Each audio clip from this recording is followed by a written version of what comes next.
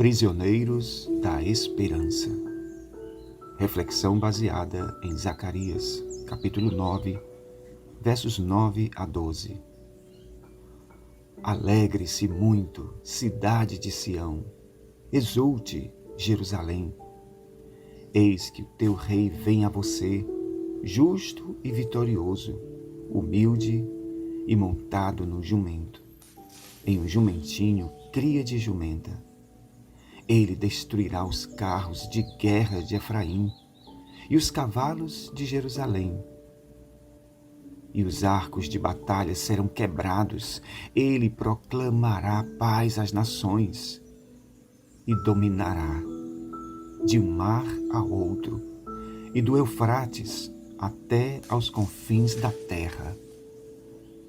Quanto a você, por causa do sangue da minha aliança que eu fiz contigo, eu te libertarei. Eu libertarei os seus prisioneiros de um poço sem água. Voltem à sua fortaleza, ó prisioneiros da esperança, pois hoje mesmo eu anuncio que restaurarei tudo em dobro para vocês. Meus irmãos e minhas irmãs, há duas maneiras de olhar a vida, o mundo e as coisas que nos cercam. A primeira é pelos olhos naturais do conhecimento, da experiência e da razão. Esta é a visão da grande maioria dos seres humanos. A segunda é olhar as coisas pelos olhos de Deus, o Criador. Esta é a visão que Ele deseja que tenhamos. Mas como olhar a vida pelos olhos de Deus?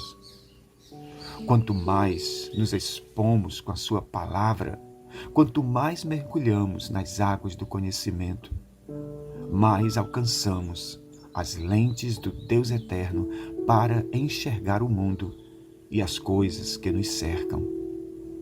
Enquanto a visão natural nos leva a termos decepções, frustrações e medos com relação à vida e às circunstâncias que nos rodeiam, a visão espiritual, pelo contrário, nos capacita, nos enche de fé e de esperança no futuro. A nação de Israel, diferente das outras nações, foi chamada para ter esta visão. Infelizmente, o pecado, a dureza de coração e o distanciamento da presença de Deus os fez perder esta maravilhosa visão e se tornarem presos de um poço sem água, como diz o texto. Esta mesma realidade acontece com muitos de nós hoje. Há muitos presos em poços sem água, presos nos seus próprios medos e limitações. Ah, meus irmãos e minhas irmãs, o Deus eterno quer nos dar a visão do alto, como Ele fez com João na ilha de Patmos. Ele deseja restaurar a nossa visão espiritual, a fim de que sejamos cheios de esperança, porque nós somos prisioneiros da esperança do eterno. Como disse o Deus eterno através do profeta Isaías, aqueles que esperam no Senhor renovam as suas forças, voam alto como águias, correm e não ficam exaustos, andam e não se cansam. Isaías 40, versos 31. Davi era prisioneiro desta esperança do alto. Nas suas orações em momentos de angústia e perseguição, ele dizia: Por que estás abatida, ó minha alma? E por que te perturbas em mim? Tem esperança em Deus, pois ainda o louvarei pela salvação da sua face. Salmos 42, verso 5. Ou como ele disse: A nossa esperança está no Senhor. Ele é o nosso auxílio e o nosso escudo. Nele se alegra o nosso coração, pois confiamos no seu santo nome. Esteja sobre nós o teu amor leal, Senhor, como em ti está a nossa esperança. Salmos 33, versos 20 a 22. Meus irmãos e minhas irmãs, um bom exemplo disso foi durante o cativeiro babilônico, quando o povo dizia que para eles não tinha mais esperança nem jeito. Eles haviam se tornado ossos secos. Naquela ocasião, Deus levanta o profeta Ezequiel cheio de esperança para dar-lhes uma visão espiritual, que eles seriam totalmente restaurados daquela situação de vale de ossos secos, tornando-se um grande e poderoso exército sobre a terra. Deus deseja que voltemos à sua fortaleza, cheios de esperança. Um outro exemplo é quando Moisés separou os 12 espias para ver de perto a terra prometida. Depois de 40 dias, eles retornaram trazendo as notícias. 10 deles disseram que realmente a terra era um lugar de muita fartura e abundância. Porém, completaram a frase dizendo: nós não podemos entrar e derrotar os habitantes desta terra, pois são gigantes, valentes na guerra e mais numerosos do que nós. Ah, meus irmãos, estes 10 israelitas estavam olhando as coisas somente com os olhos naturais. Eles perderam a visão espiritual que nos enche de esperança. Apenas Josué e Calebe se levantaram com a visão espiritual e, cheios de esperança, disseram: não acreditem nas palavras destes homens. Nós vamos entrar. Nós vamos derrotar os moradores e conquistar a terra que o Senhor nosso Deus jurou que nos daria.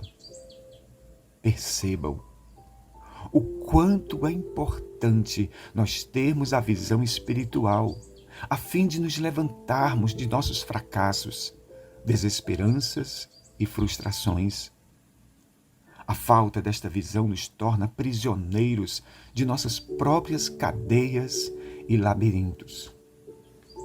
Olhar a vida somente com a visão natural e limitada nos torna prisioneiros de poços sem água e presas fáceis nas mãos do diabo. Nesta porção do profeta Zacarias, o Deus Eterno está animando o povo a ter uma visão espiritual do futuro. Infelizmente, eles estavam presos nas situações e lutas do presente. Isto acontece com muitos de nós hoje. Esta visão profética estava relacionada com a entrada triunfal de Jesus pelas portas de Jerusalém. Jesus é o Rei que veio libertar o povo do cativeiro espiritual e do domínio do inimigo. Deus usava a boca dos profetas para lançar os olhos do povo para o futuro, dando-lhes esperança e alegria. Algo semelhante aconteceu com a palavra de Deus na boca do profeta Jeremias. Ele disse: eu conheço os planos que tenho sobre vocês, declara o Senhor, planos de fazê-los prosperar, não de causar dano, planos de dar a vocês esperança e um futuro. Então vocês clamarão a mim, virão orar a mim e eu os ouvirei. Vocês me procurarão e me acharão quando me procurarem de todo o vosso coração. Jeremias 29, versos 13 a 14. Ou como disse o profeta Isaías: os meus pensamentos não são os vossos pensamentos, nem os vossos caminhos são os meus caminhos, declara o Senhor. Assim como os céus são mais altos do que a terra, também os meus caminhos são mais altos do que os vossos caminhos, e os meus pensamentos mais altos do que os vossos pensamentos. Isaías 55, 8 a 9.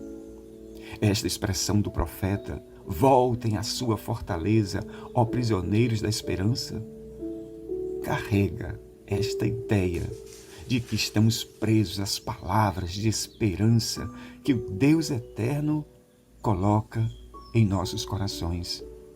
Deus estava dizendo que vale a pena ter esperança nele e em suas palavras, pois ele é um Deus fiel. O profeta Jeremias, certa vez, quando estava abatido e triste de ver tanto sofrimento sobre o seu povo, orou a Deus dizendo: Ah, Deus eterno, eu quero trazer à memória aquilo que me dá esperança. Graças ao grande amor do Senhor é que nós não somos consumidos, pois as suas misericórdias são inesgotáveis, renovam-se a cada manhã. Grande é a tua fidelidade. Digo a mim mesmo, a minha porção e a minha esperança é o Senhor, porquanto nele porei a minha esperança. Lamentações 3, 21 a 24. Portanto, meus irmãos e minhas irmãs, diante das adversidades da vida, das lutas e dos vendavais, olhemos as circunstâncias com os olhos espirituais, mantendo firme a nossa esperança nas promessas do nosso Deus, pois à semelhança do povo de Israel, nós também somos prisioneiros da esperança. Quanto ao mais, sejamos sempre firmes nesta esperança que vem do Senhor, pois a sua esperança não nos decepciona, como disse Paulo. Não só isso, mas também nos gloriamos nas tribulações, porque sabemos que a tribulação produz perseverança. A perseverança, um caráter aprovado. E o caráter aprovado, esperança. E a esperança não nos decepciona, porque Deus derramou o seu amor em nossos corações, por meio do Espírito Santo que Ele nos concedeu. Romanos 5, 3 a 5. Ou como também Ele disse, pois nesta esperança nós fomos salvos. Mas esperança que se vê não é esperança. Quem espera por aquilo que está vendo? Mas se esperamos o que ainda não vemos, aguardamos com paciência. Romanos 8, 24 a 25. Sejamos sempre constantes nesta fé, no amor e na obediência. E por fim, sejamos sempre abundantes na obra do nosso Deus. Afinal, temos da parte dele um grande galardão na eternidade, que a maravilhosa graça do Filho, que o grande amor do Pai e as consolações do Espírito Santo sejam e estejam com todos nós, hoje e sempre. Amém.